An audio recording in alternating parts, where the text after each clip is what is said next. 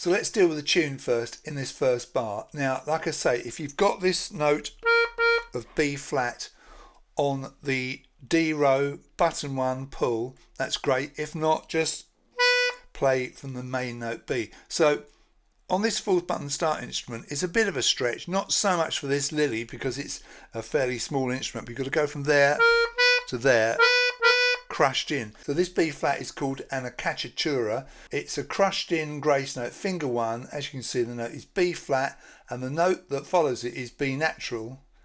Now obviously all B's are natural in this tune, so this flat is an accidental. So we go from B flat to B natural there, crushed in. So you play it like that B flat doesn't exist. You simply go 1, 2, 3, 4, 5, 6, 7, 8, 9, and that B is on beat 1 of that first bar. See?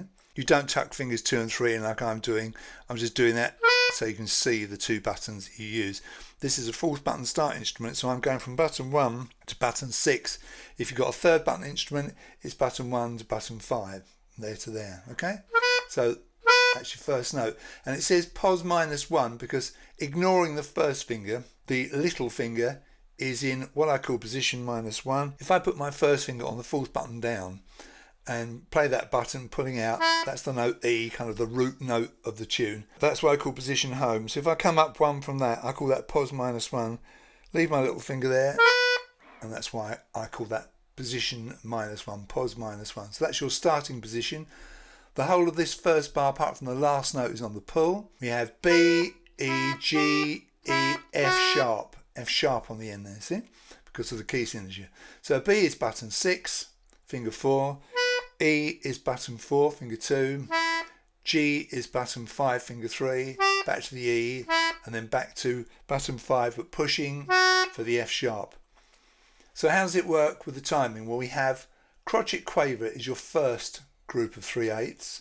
Crotchet quaver is your second group of 3/8, and then the dotted crotchet is your last group of 3/8. So you've got 1, 2, 3, 4, 5, 6, 7, 8, 9. Okay, so it's like this: 1, 2, 3, 4, 5, 6, 7, 8, 9.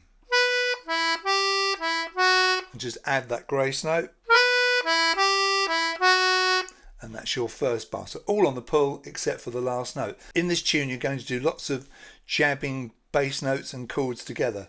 And so we start with E minor. Now E minor on the DG instrument is found on button number 1 on the pull on the inside row. So finger 1 for me, and we want an E bass with that, which is the button below that. So it's buttons 2 and 1 pulled out, and that's E minor. Now you notice that's on top of that first note of B natural. When you get to the E it says NC, so immediately you take your chord off, and there's no chord, follow the arrow until you get to this B minor 7th, which is played at the same time as the final F sharp. How do we do B minor 7th? It's a cross row chord, and it's basically a D major chord with a B bass.